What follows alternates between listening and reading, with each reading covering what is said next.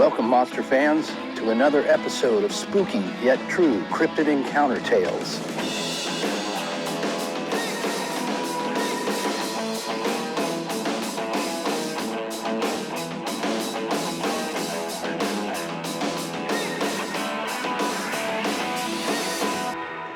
In recent weeks, you've met the Minerva Monster, the Bray Road Beast, and even that mean old son of a gun, the Boggy Creek Monster. But this week, I'm going to introduce you to the weirdest creature that's ever walked out of the forest. He's big, he's hairy, he's scary, and his name is Momo.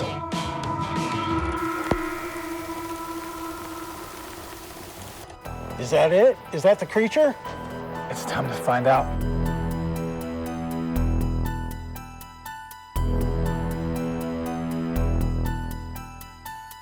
As we do each week on Blackburn's Cryptid Case Files, I'm going to introduce you to a schlocky film inspired by the creepy critter I'll be investigating this episode. Let's set the stage for the film you're about to watch. In the early 1970s, a filmmaker by the name of Charles B. Pierce made an independent horror movie about a monster roaming the swamps of southern Arkansas.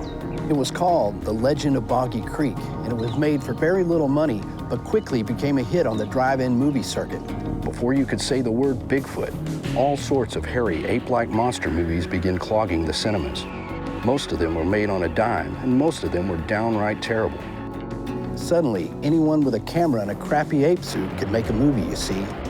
So it was, in 1975, a film crew set out to make a movie about another famous hairy monster. In fact, the hairiest monster ever seen outside the distant jungles of Africa. Momo, Missouri's own monster. The film crew shot and edited the film, but for some unknown reason, never released it. Boy, do I have a treat for you tonight. I've searched far and wide to track down the only known copy of the original film. That's right, we're gonna show it right here tonight. And together, we're gonna explore Missouri and get to the bottom of this real case that inspired this should-have-been B-movie cult classic. So like I always say, spin the reel.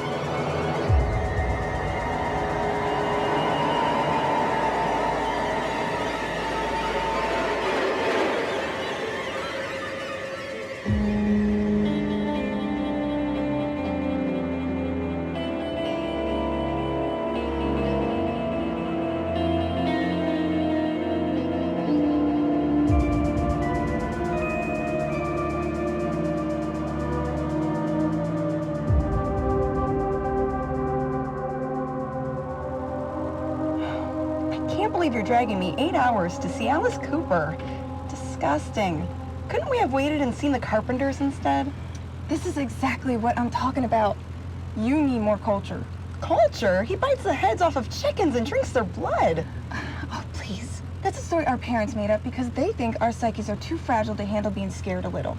He gets attacked by monsters during his shows, and you're scared of a dead bird. Salmonella is very real. Monsters in tacky suits, not so much. Great. I knew you were a nerd, but a biologist to boot? This is gonna be a longer trip than I thought. Hey, I think I see a spider pit. You hungry, Professor?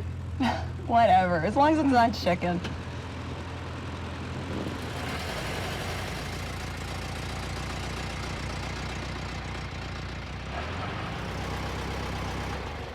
Let's go. All right.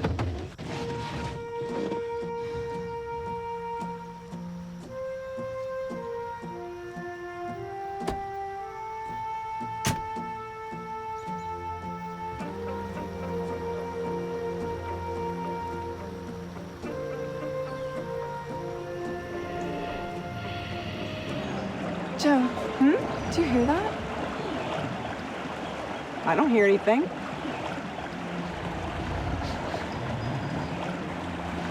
Do you smell that? What kind of creature makes a smell like... What? Joan? What is it? What? Joan? What is it?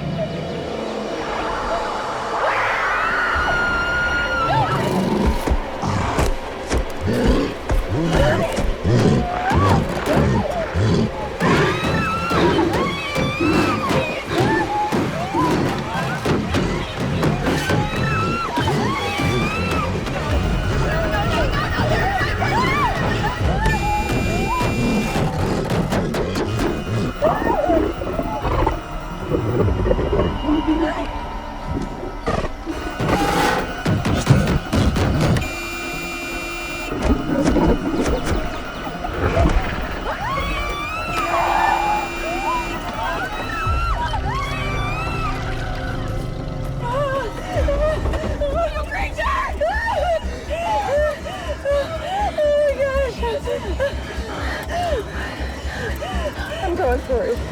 Oh, Mary, can't that thing is still out there. I know, but we need the keys.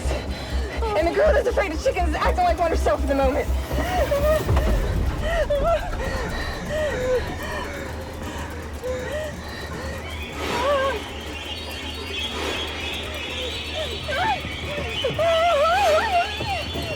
Oh my gosh!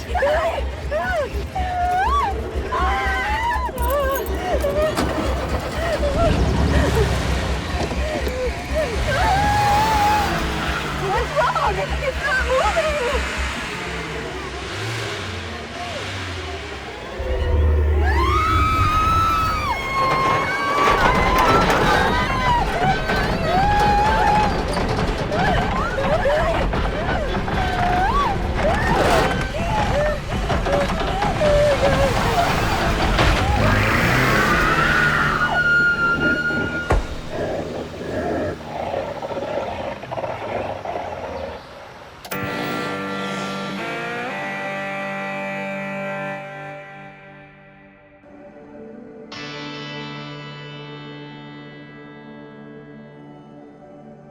This is Louisiana, Missouri, a town where nothing much ever happens until it does. Missouri is my kind of state. It's drenched in history, a lot of it bloody, messy stuff. It's also home to some of the downright weirdest stories you're ever likely to hear. What's really strange, though, is that a good number of these stories come from right here in this town. Located in northeast Missouri, the quaint bucolic community of Louisiana is pretty much just a river town. You see, the Mississippi runs right along here. This proximity to such a major waterway became one of Louisiana's largest sources of income.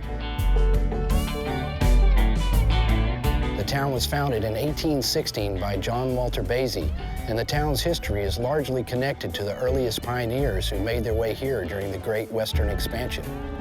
You know, manifest destiny and all that.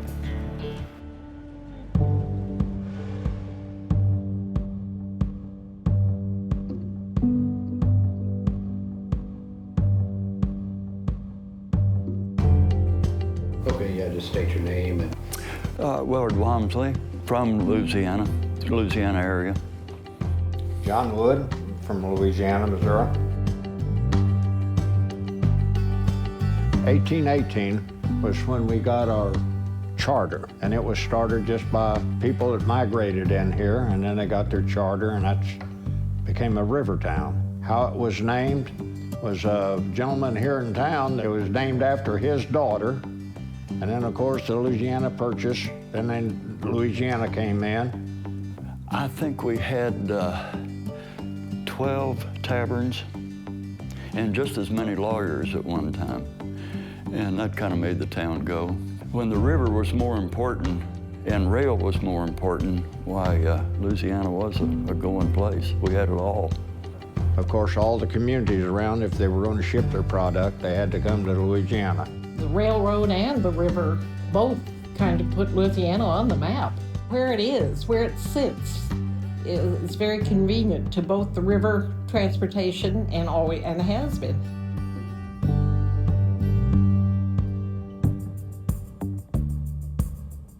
My name is Martha Sue Zook Smith. I don't know that the financial situation of this part of our Pike County is any more financially than the rest of the country. I know that at one time, Louisiana had lots and lots of factories. They had big export type out of Louisiana with the coming of the railroad and river transportation, and it just was different. I'm afraid I can't put it on any basis particularly. It is different. You're talking about what was really big, tobacco. What is it, Tinsley Twist. Yeah. It was a brand of tobacco, chewing tobacco. So it was a big deal. I don't expect to see any of that again, so we'll just have to make do. We're either going to get better or we're not. And if we don't, we're in trouble, along with a lot of other little towns.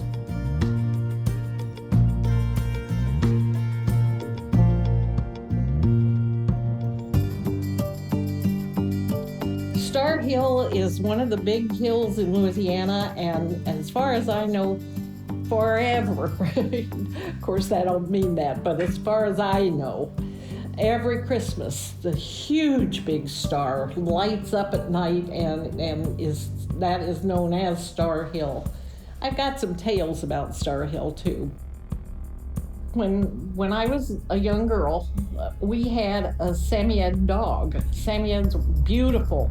His name was Mala, and he wandered up to Star Hill and somehow got poisoned and died on Star Hill. Star Hill is Marzal Hill, right? Yes, okay. I know the names, but I don't. Like I said, this area has had its fair share of weird stories. UFOs have always played a part in local legends, but spooky tales extend far beyond mere lights in the sky. There's ghosts, huge winged birds, and even monsters. In 1869, residents of Macon, Missouri, a mere 100 miles from Louisiana, were tormented by a creature they began calling the devil. The thing was said to be taller than any man, yet stood upright like one. After weeks of harassment, the locals formed a posse and went in search of the devil, and they found him. A furious battle ensued, in which a handful of hunting dogs were killed by the beast before it finally made its escape in a nearby river. It was seen exiting the river on the opposite bank before disappearing into the woods. And that wasn't the last of such reports either. In 1968, Springfield, Missouri was stalked by a hairy, 8-foot-tall creature that terrorized young boys and motorists. The creature was seen around the quiet town of Springfield for several days until it finally vanished. So yes, Missouri has its fair share of hairy monsters and legends, and the most famous of these legends was born right here on this very hill in 1972.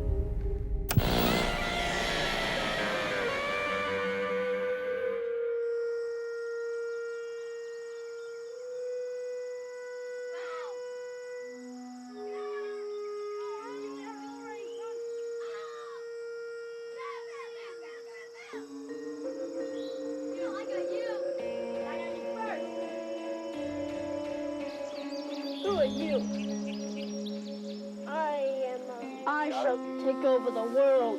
And I shall save the world. I won! Yeah. I don't know how you can do that, but I am victorious. Come on! Is all you got? No, I got one. Yeah.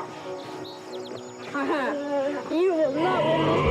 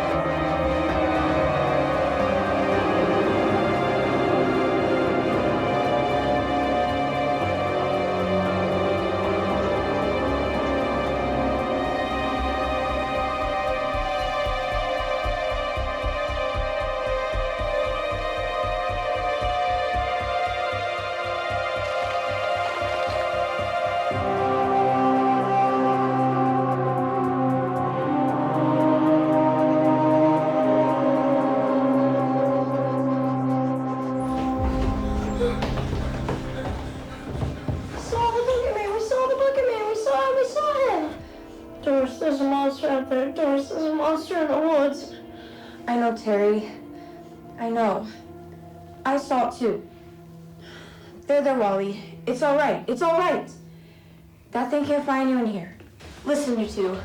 Stay inside. Just try to calm down. Okay? Let me see if I can call Dad.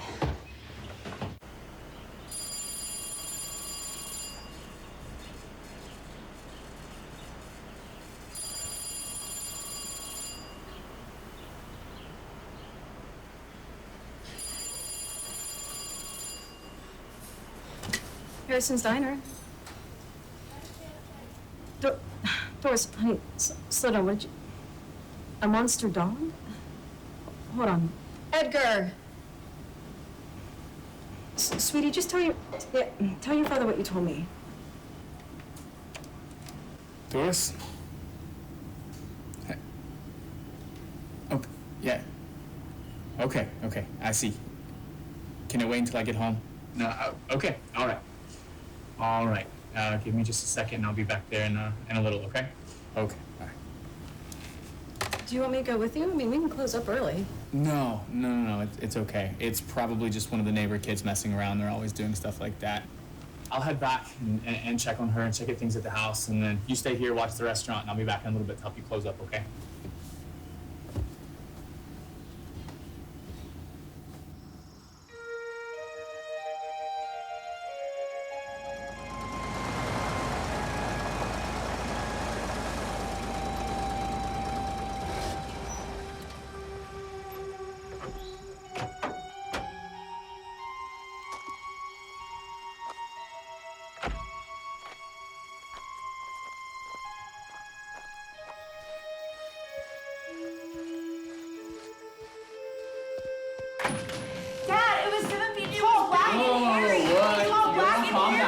Calm down. And we went back and forth, and it had a long string of hair hanging down. Yes. And Daddy, it had a dog. It did. Dad, it was carrying a dead dog.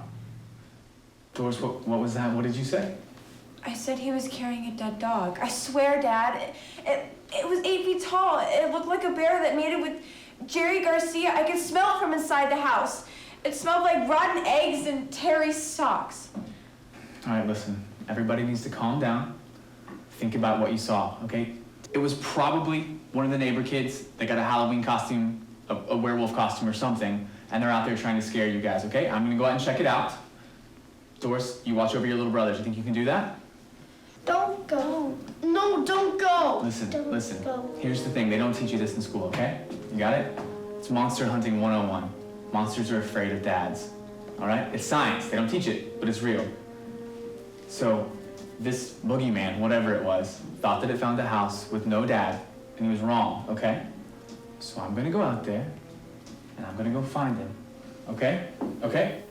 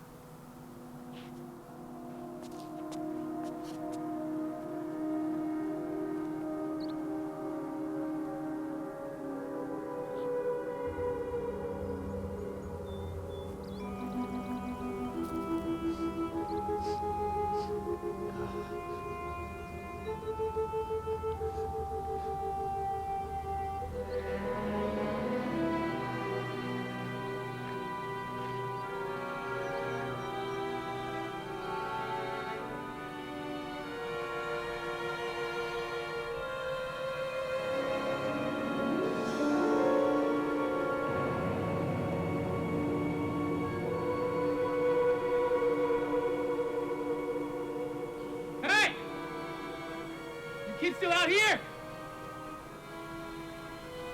If you are, I'm gonna make you wish that you weren't! I'm gonna talk to your parents! You hear me?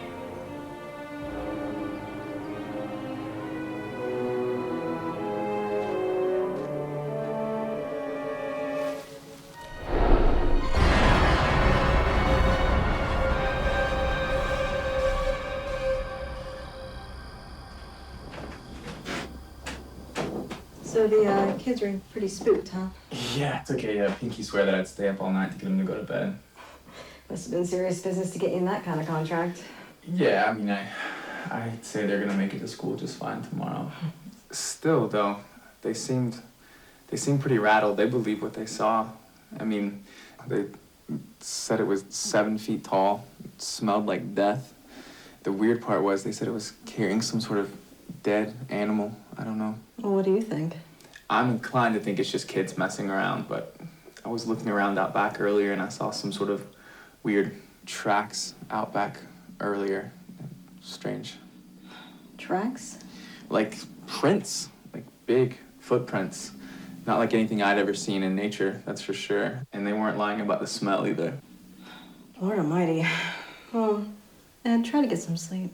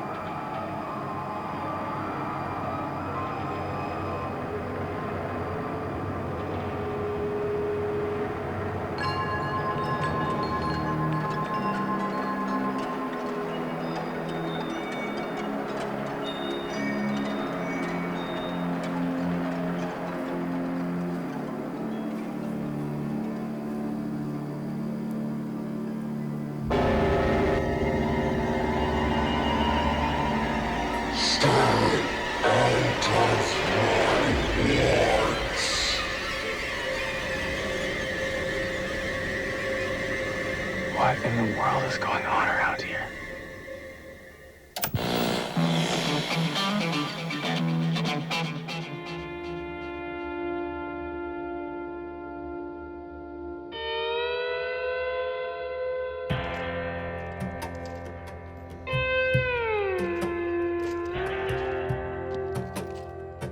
The Harrisons were just an average small-town family.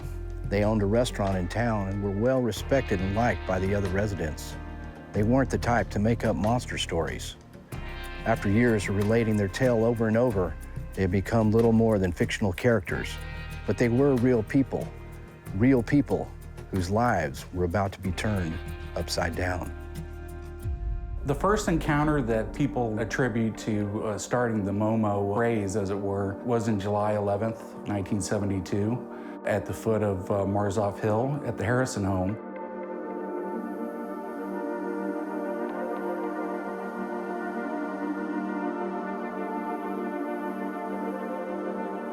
I'm Michael Huntington.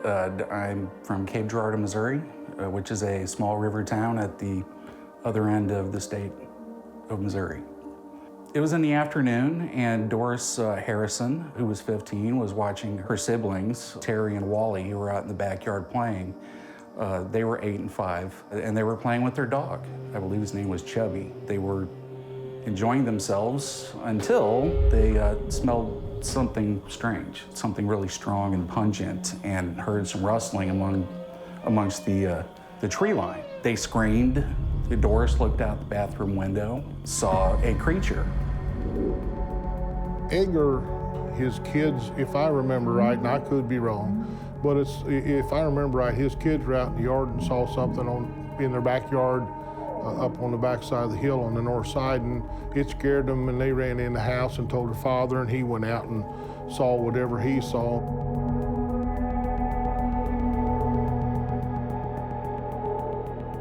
My name is Richard Allen Murray. I'm local from here, Louisiana, Missouri. One thing that I recollect, this thing was supposedly large, and it was supposedly hairy, and it made a kind of an odd sound, and it had quite an odor to it.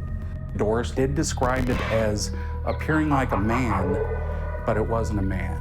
It was somewhere between 6 and 7 feet tall. It was matted in blood, tree limbs and branches and stuff, and it was carrying what looked to be a dead dog. She got her siblings and called her parents. Within a short period of time, the family was there, her dad was there, and thus began a series of events centered around Marzoff Hill. You were connected to the Momo story because your father was the chief of police. Yes, he was.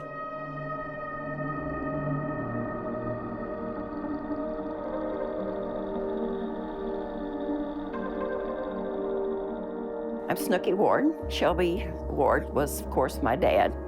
He was chief of police during that time frame. Daddy got the report regarding something that scared the family, just absolutely scared him silly. And the first call you would make I would assume would be the chief of police. Hey, we see something, we don't know what it is. Come up here and investigate, do your job. Daddy believed that they did see something, because the emotions involved, the fear involved, he didn't believe it. It was just a lie, to get attention or anything. No, he believed that they did see something. But I really believe that Harrisons believed what they were saying. I don't think it was a hoax. They were sincere. Oh yeah, Ed was a good guy. He worked for the city of Louisiana. He was on the water department. I would say 99% of the people, if you went out on the street and asked them who started the Momo rumor, they couldn't tell you. So there is no retaliation or saying anything about the Harrisons. Now that is my opinion. Edgar himself was a damn nut. I mean, he was ready to go to fist fight with you if you said he didn't. He was very serious about it.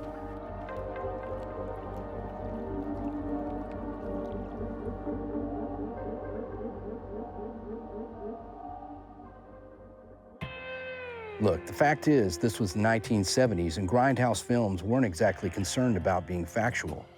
Did some of these events happen? You better believe it. Did they happen as relayed by a bunch of Hollywood wannabes making a movie for $0 on 16 millimeter? Heck no. So take everything with a grain of salt, except for this. There was something happening to the Harrison family, something that defied explanation.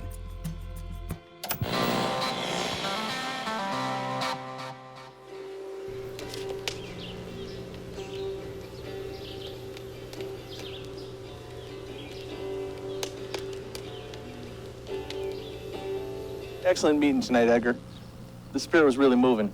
Thanks for having us over. Oh, don't mention it, Reeves. It's our pleasure. It's a shame that Paho couldn't make it, though, but I understand.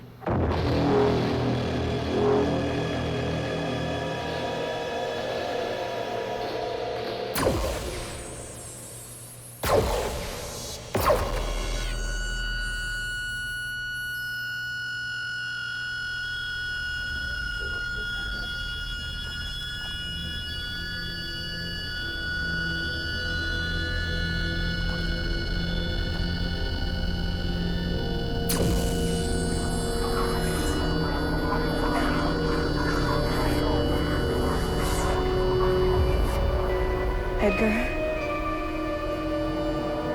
And there shall be signs in the sun, and in the moon, and in the stars, and on the earth, distress of nations in perplexity, men's hearts failing them for fear. For the powers of heaven shall be shaken.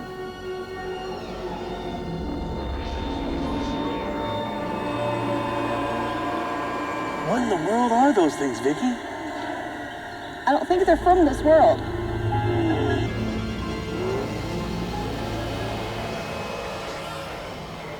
What did we just witness? There's a power plant over that way. Maybe a transformer blew and the backup came on. I mean, there has to be a reasonable explanation. Know ye that when these things come to pass, that the kingdom of God is nigh at hand?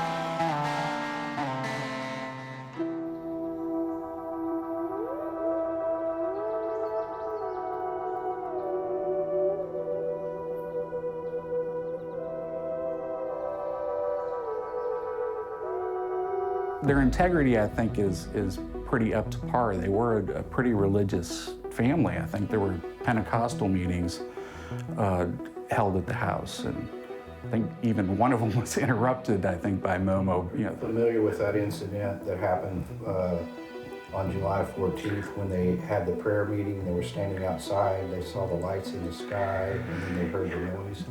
There had been some reports of lights on Marzoff Hill on a couple of different occasions. At the prayer meeting that was held there, there were lights allegedly, I guess like maybe orbs or balls of energy that were seen, I believe a pair of them seen going down from Marzoff Hill all along the tree line there.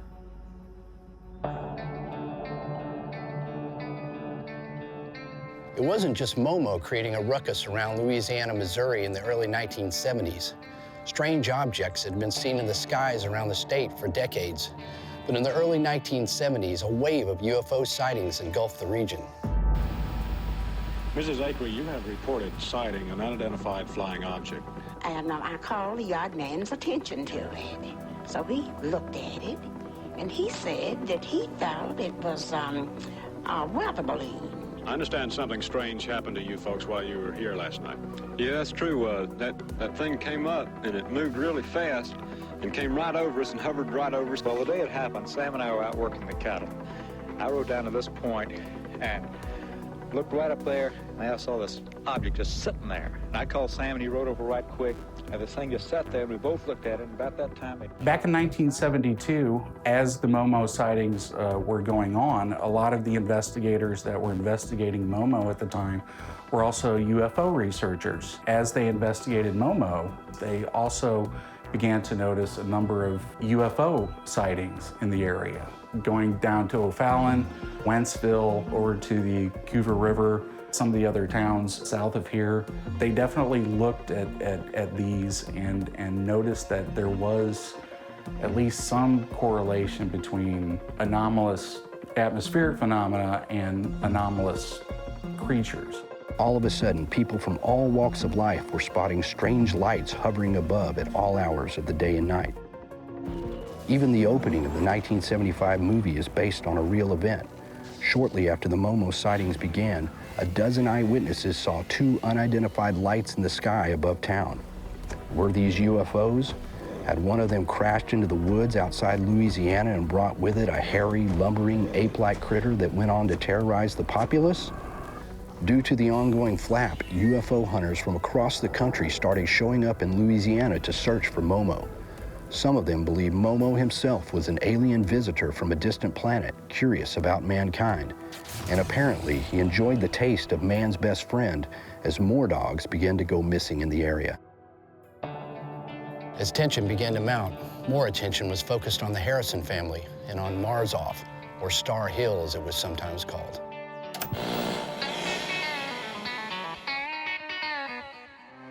Well, what can you say? That's summer weather for you. Hey, see, it sounds like the excitement is yet to die down in Louisiana. The mystery of Missouri's own monster continues to deepen. A trail of giant footprints was found in Farmer Robbins' field about 8 miles south of town, but get this, each foot only had 3 long toes. Maybe he stepped in a bear trap.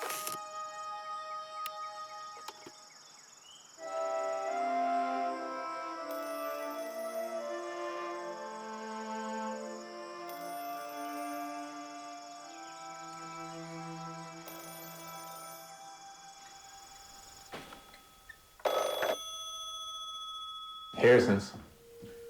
Hello? Is this Edgar Harrison? Yeah, this is him. Who's this? My name is Windorf and have a farm right outside town. Well, what can I do for you today, Mr. Windorf? Well, I'm not exactly sure how to start, but I understand you folks had a run-in with that monster that's been stalking around these parts. Yeah, someone or something scared the daylights out of my kids a few days back. I seen it for myself, and I thought maybe you'd be one that I could explain it all about, too.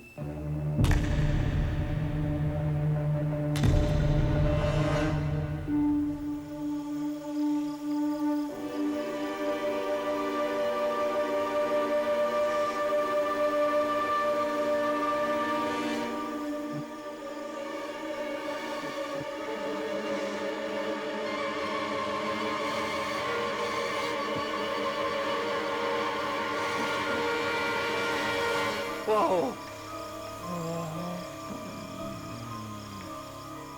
Thanks for listening to me and not laughing me off the phone. Stay safe.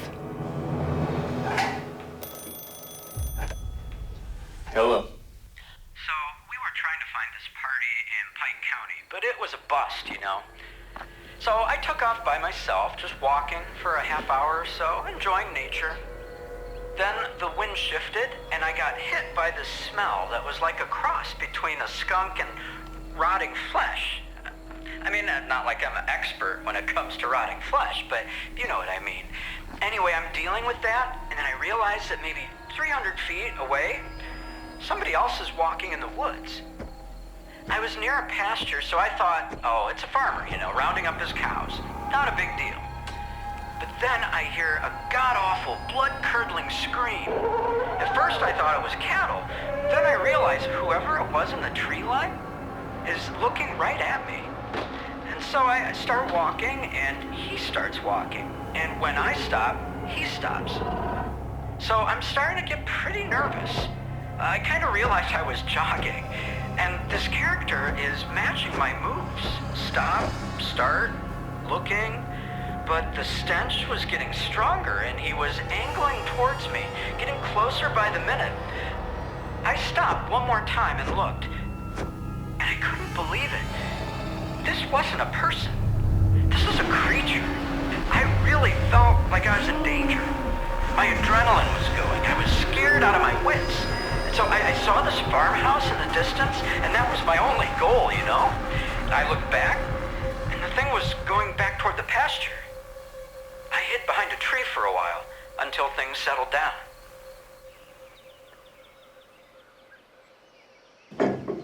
Terry, eat your food. With the fork. The kids at school said you are a monster hunter now. Is that true? Of course not. People are seeing something that they don't understand and they want to talk to somebody about it. For some reason, when people see this thing, no one will believe them. I don't like this, Ed. The noises in the woods and the lights in the sky last week, that's one thing. But people coming to you with these stories, they think we're freaks. Even business is hurting because everyone thinks we're the people that started. He's just trying to make sure we're okay. That's better than having your head buried in the sand. Doris, don't talk back to your mother. But Dad, she didn't see that thing. I did. Doris, sweetie, it's not that I don't believe you think you saw something, but we can't go running out in the woods hunting for a monster, bear, whatever it is. Someone who's equipped to handle the situation will deal with it, like Chief Ward or the dog warden. I think you need to take the kids and head back to the restaurant, to the cellar, and just wait for this whole thing to blow over, okay? What? You can't keep putting your family through this. We need you to wake up. Dad, let me stay with you. No, it's not safe. I'm sorry. Just listen to yourself. Listen, I know how it sounds, but there's something out there and it's drawn to us, okay? You've always known me to do the right thing, and this feels like the right thing. You're gonna have to give me the benefit of the doubt, okay?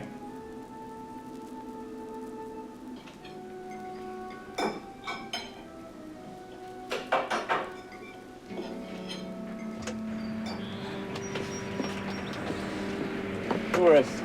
Won't you please let me stay with you? You need me. I've seen what it does. Listen, come here. Look, Terry, I need you to take care of your little brother, okay? You gotta keep your sister in line. You're just gonna be at the restaurant until the entire thing blows over, okay? Okay. Okay? Go on. Okay.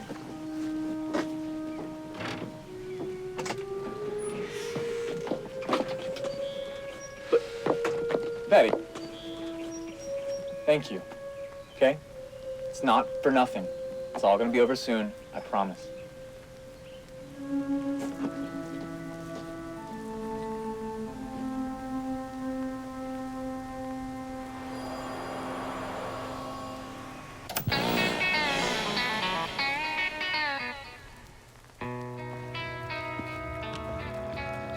It's not hard to picture a scenario where somebody who may have had a Momo sighting would contact the first person thrust into the eye of the hurricane. No, the townspeople weren't contacting Edgar as if he was some sort of Kolchak the Night Stalker. But it's not hard to picture a scenario where a witness may have contacted Edgar, believing him to be the only person who wouldn't simply laugh at or dismiss them entirely. Suddenly, restaurants were selling Momo burgers.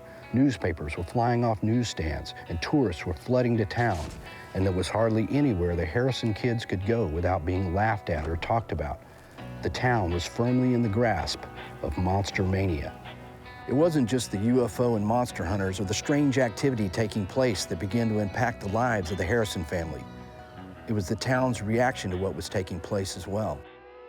It was bordered on hysteria at one time when it was new, and there was even a song written about it. I would say, wouldn't you, Willard? I would say it went on for several months. Yeah. There was sighting there about every month or so. Someone say, we seen Momo last night or something like that. And of course you didn't know whether to believe in what they were doing or it was a hoax, a joke. Following the Harrison sighting, a resident on River Road, I believe, reported a sighting. Are you familiar with that one? That's the Ellis Minor encounter. Old character lived down there on the River Road along a tree line. One evening, about a week and a half or so after the initial encounters, he was sitting on his porch. His dog alerted him to something moving in the darkness along the road. He got his flashlight, shined the flashlight over to the road, and he saw Momo. Some sort of large, dark, hairy, man-like creature I guess it got scared away by his light and proceeded to scurry off into the trees. He seems to think it was on its way to the river. Momo was surprised just as much as Ellis Minor that night, and his dog. You know, there were quite a few people that claimed, I believe there were several families up on what we call river roads. Little road runs right along the river, naturally, here just on the north end of town. I believe there was something, I'm fairly certain that some of the people that reported seeing things did see something. As far as being a Bigfoot type creature, I don't know if I'd go so far as to say that, but there was something here, something going on. There was a lot of people came in, adventurers who had looked for Momo, the Yeti and all of those. There was all kinds of people came to Louisiana looking for them.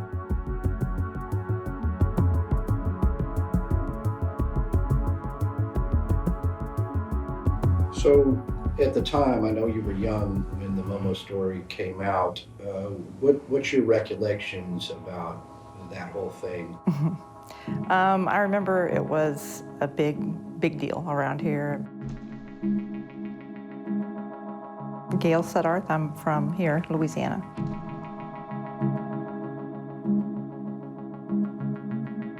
My mom was always real nervous about it because we lived in the country, and my dad worked shift work. So she was always kind of real nervous about it. Always thought she heard things and things like that. So all the stores had Momo sales and the Momo burger, just the whole, it was a big thing for us, I guess.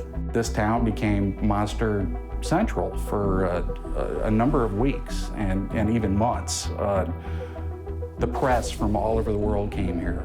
Newspapers, television, foreign press. I think there were people from Japan here studying Momo and seeing what it was. Of course, it was reflective of the culture of the times. I used to cut through on 8th Street, and there's a bridge now. It used to be just a crossing through the creek, and you went up 8th Street. I was in my pickup heading up to my folks. I still lived at home at the time, and there was something. There's a very steep hill, and there used to be a couple of houses up there, and it went up the hill in between the houses up onto the hill. I do know it stood upright, I looked around, and it went up the hill, and the hill's so steep it doesn't matter what you are, you're going to use all fours to go up the hill, even a person.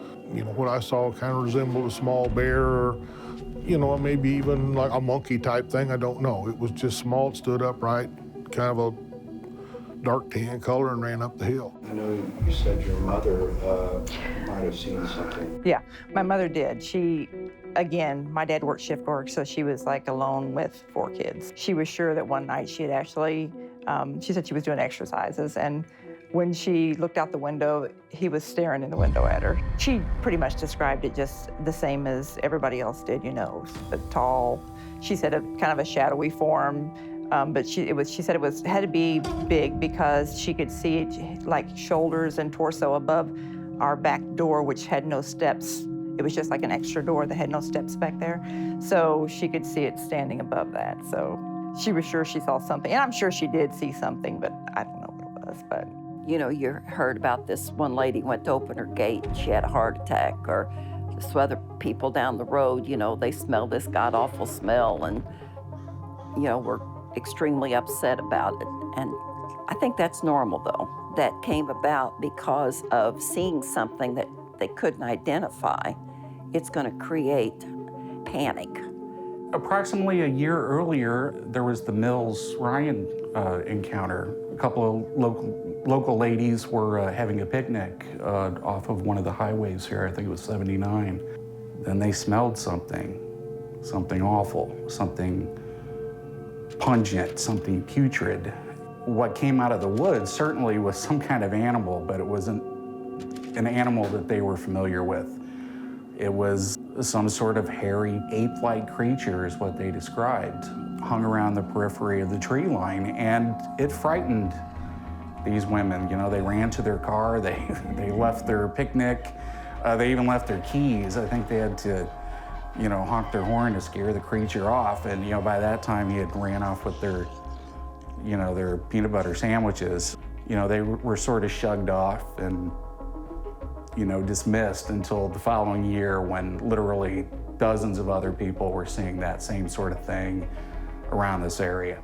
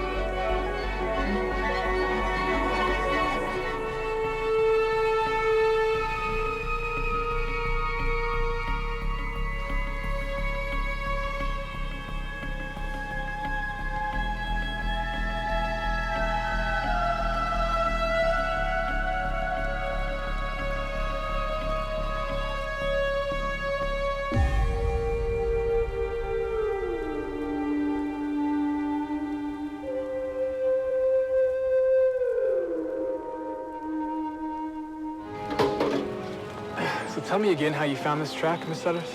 It was actually Bill who found it. Last night, we heard the most mournful howl coming from the woods. We hadn't heard anything like that in all the years we've lived here. So he came out, looked around, and that's when he found these. He was frightened.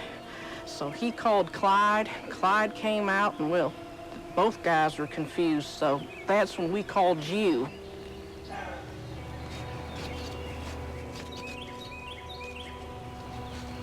What do you think, Edgar? What do I think? I think I'm confused. I think I'm scared. I mean, I think I'm terrified. Something's killing our animals. Something's stalking our children. Somebody's got to do something.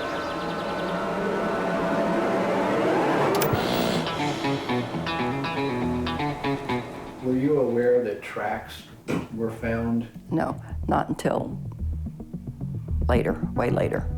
I wasn't aware of that. There were tracks that were found. They were different than other Bigfoot type tracks. They were three-toed, which is sort of different than what you would expect from, some sort of primate that we would be familiar with or what people attribute to a Bigfoot. Did you hear anything about tracks being tracks?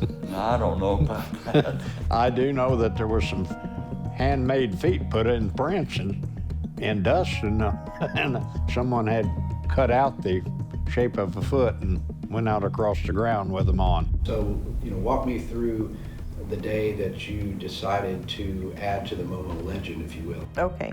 I went out to pick tomatoes out of the garden. It was fairly early in the morning. I'm not really sure what time it was or anything. So I walked down there, and it was kind of not really muddy out, but it was damp and everything. So I thought, well, I'll just make a little footprint here, and then I'll go in and tell my mom and dad I found a footprint.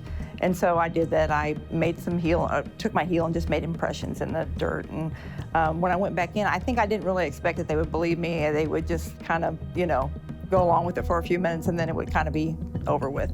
And I made the impression, and I went back in the house, and I said, oh, look what I found. And so they came out and looked. My dad called Clyde Penrod, which was kind of a relative of ours. And then they came out and did a plaster cast of it. And then, over the next few days, several different people came out, and they had some, I don't know what, the anthropologist or somebody came out and authenticated the footprint and said, oh yeah, it's definitely from an animal because it has animal hair, and due to the depths of the impressions and everything, they determined its weight and its height. And so by that time I was really too afraid to say anything different, so I just didn't. I just kept my mouth shut, and I just let everybody think that, that whatever had happened was out there.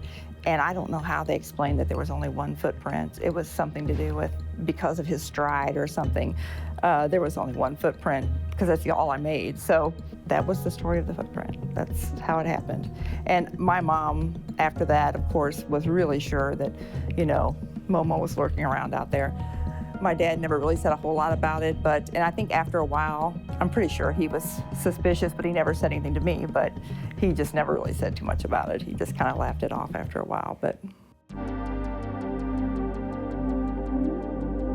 A lot was said about it. I was on the street carrying mail mainly then, and what I remember, there was a group of people that went on Star Hill hunting Momo, and the conservation agent here was livid, and he told the city marshal that if it's not in the game book, it's illegal, and he'll arrest anybody that shoots Momo. Hysteria may be hysterical, no. Definitely a lot of excitement in town. Like I said, the people were going out and carrying guns. I mean, supposedly some people even shot at this thing off the highway up north of town. It put a lot of fear in parents for their children's safety, and even some of them for their own safety, because if you were out around the woods or something somewhere and somebody caught a glimpse of you, they might take a shot at you. I mean, it was not a smart time to be parading around in the dark. Shortly thereafter, he organized a search party to go up on Mars. Yes. Like I said, Daddy was an amazing person. And he loved the people in Louisiana, and he did his damnedest to protect them. What we call Star Hill, Marzoff Hill, where Momo was sighted originally and seen quite often, or whatever was there, was kind of a playground.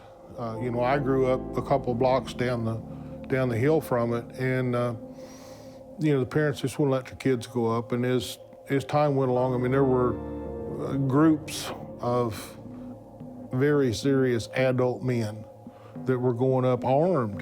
There was a few hundred people went up there off and on, just not one time. But there were several people, like I say, went up and we searched the hills and tried to find something. They would go in groups a couple times of 30 and 40, led by city police officials in trying to comb the hill and find this thing. People camped out. Mr. Harrison camped out, I believe, for 3 weeks. While his family stayed elsewhere. He camped out looking for this creature. The police went on multiple raids up to the top of the hill to try to find out what was going on.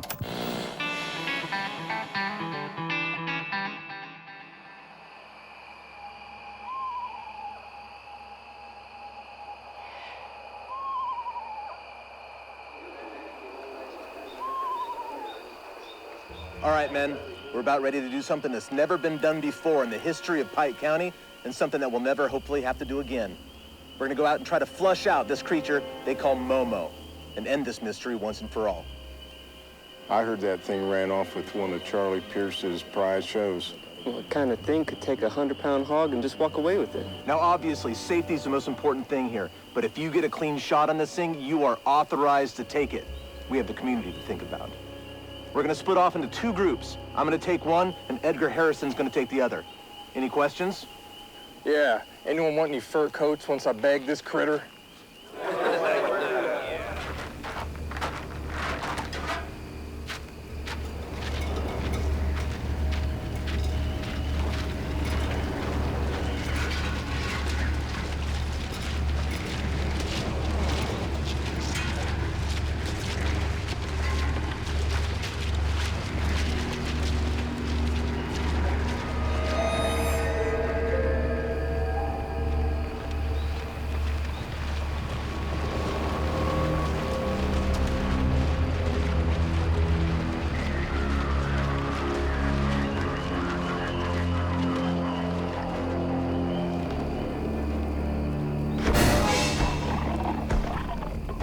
Chief, you suppose I could just be a kid in a monkey suit goofing around?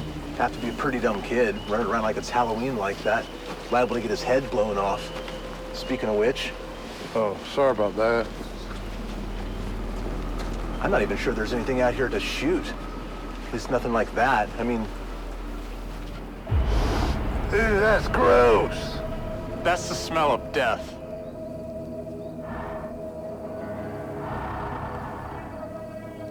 What did you do? There's something on the hill. Kill it.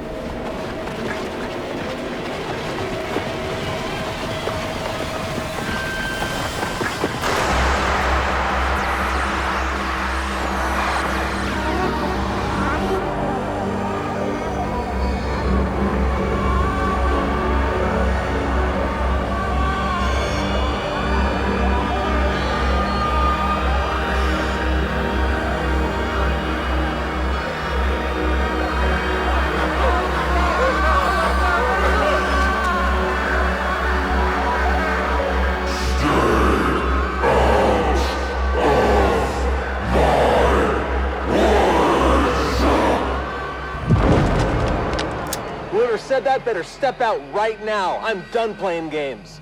This ends tonight.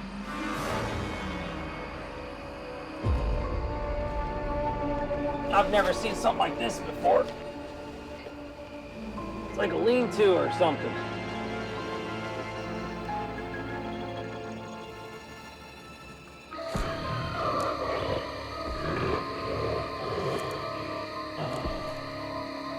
All right, boys, with all the tracks we found back there, we may as well check this thing for hair.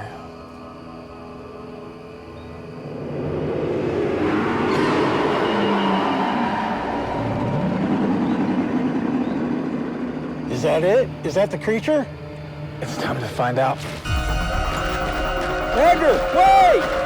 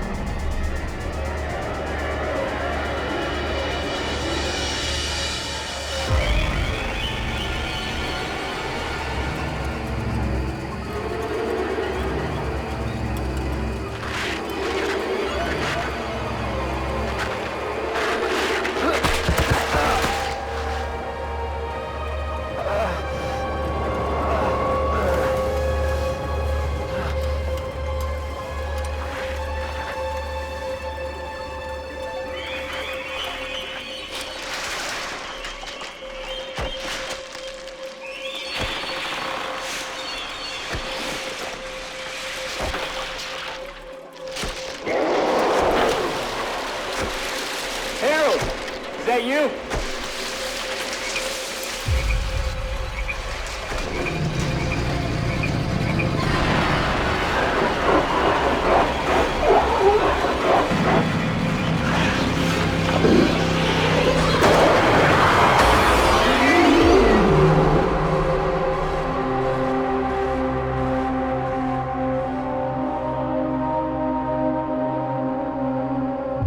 I'm telling you exactly what happened.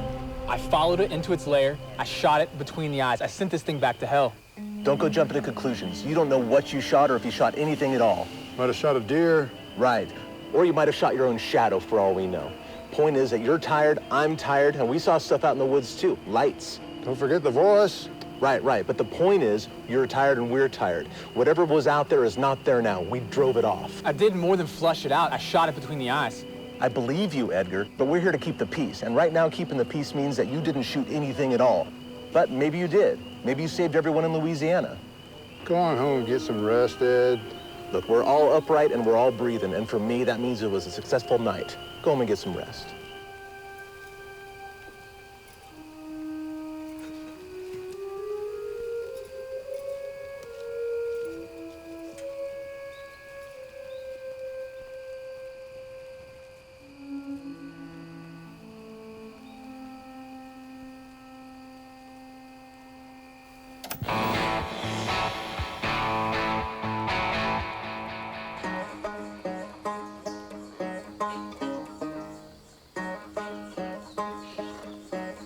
Strange voices in the woods, lights in the sky, a hairy, scary beast hanging out on Marzoff Hill.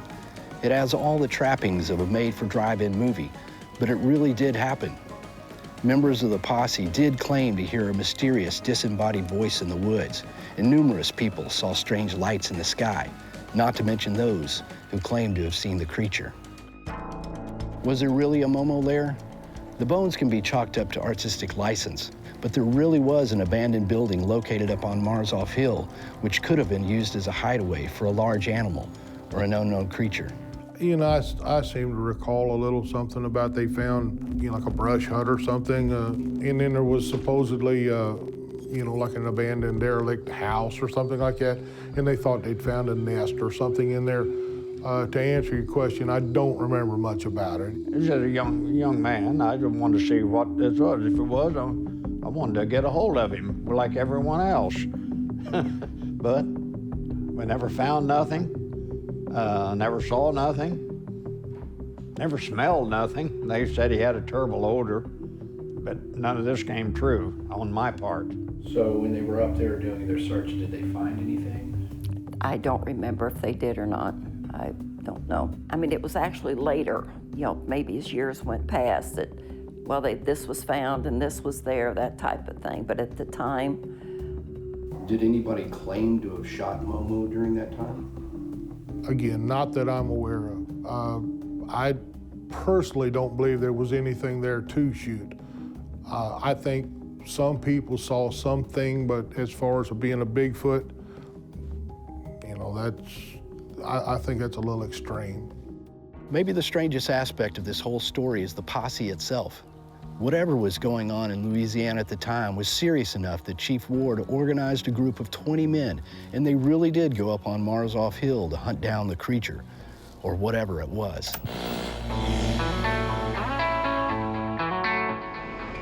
Hey, check it out. We're getting word that a search party went looking for that old Missouri monster tonight in the general vicinity of what we call Star Hill, known as Marzoff Hill here in Louisiana. Of course, in recent days, residents have reported strange smells, howls in the night, and even sightings of the hairy beast itself. The deputy sheriff we talked to wanted to assure the public that there's nothing to worry about, but that it's probably best to keep your pets inside after dark for the time being.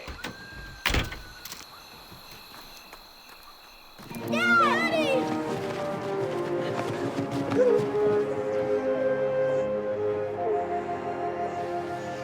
Mrs. Sudworth brought us home the minute the reports came in. What happened, Edgar? I killed it, I think. It was there 1 second, I shot it, and it was gone. I think I killed it. Groovy. See, Dad, you're a monster hunter now. Wait till the rest of the kids at school hear about this. They won't be laughing at us anymore.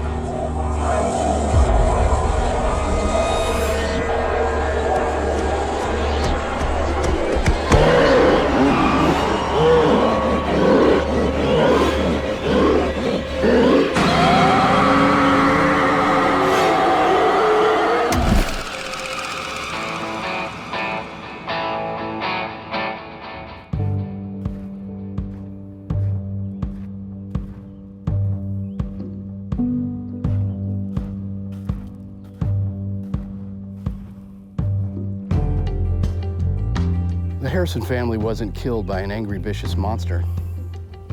Heck, even Momo itself didn't seem all that angry or vicious. Perhaps just curious, maybe a little lost in its surroundings.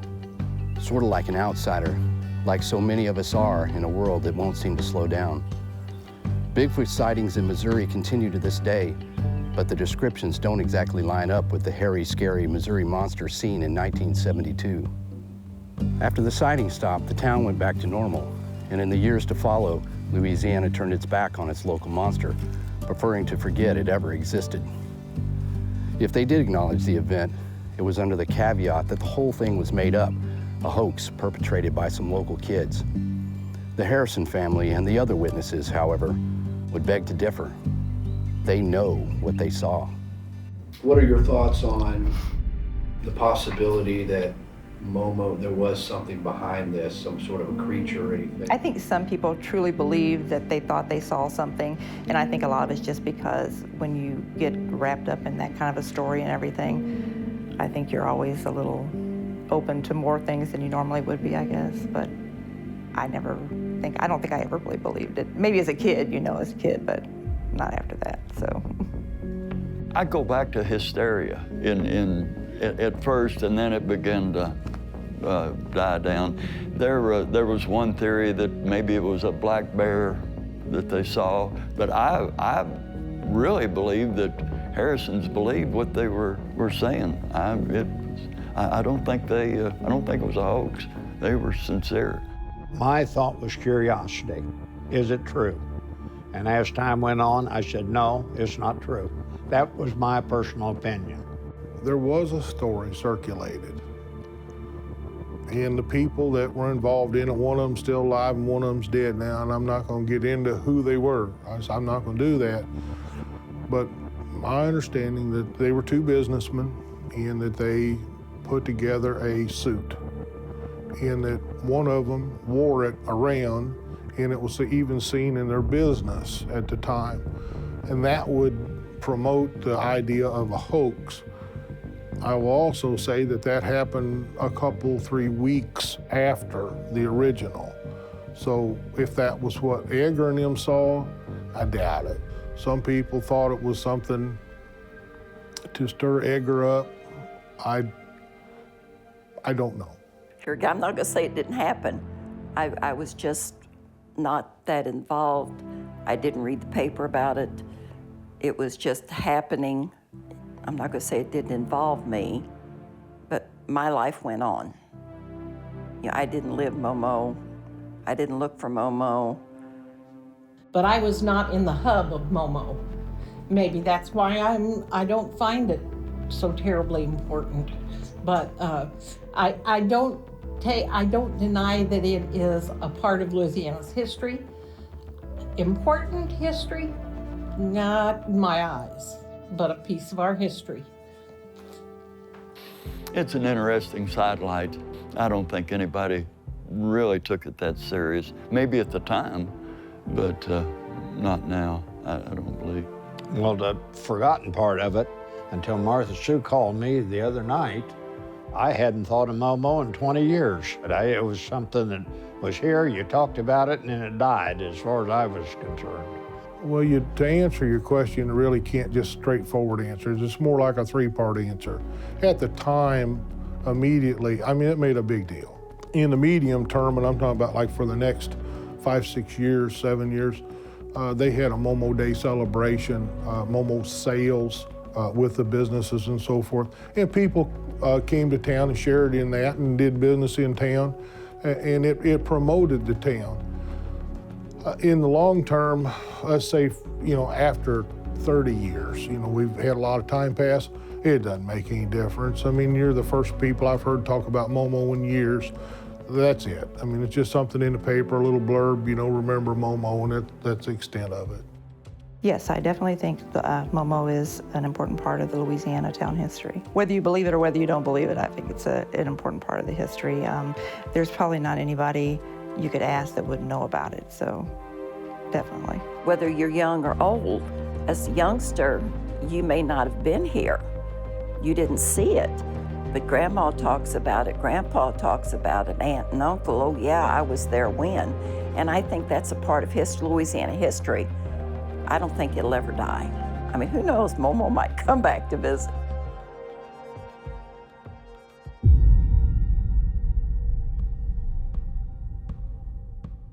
You might see a movie like The Legend of Boggy Creek or Creature from Black Lake, or even the never-released Momo the Missouri Monster as a silly, stupid reflection of history, an unreal take on real events. But that ain't the way I see it. Movies are entertainment, sure. Sometimes silly, sometimes over the top, sometimes downright terrible. But movies like this perpetuate a significant story. Momo, the Missouri Monster, is important because it's doing its own small part to preserve an event that the town itself is doing its best to forget. Is it factually accurate in every detail? Nah, but no retelling of any story ever is. The best that we can hope for is that in time, the legend of Momo isn't forgotten, that the monster and the people whose lives it affected are remembered. Their experiences and stories are preserved. You might say it's just a silly little monster movie, and maybe you're right. But to some of us, it's a whole lot more.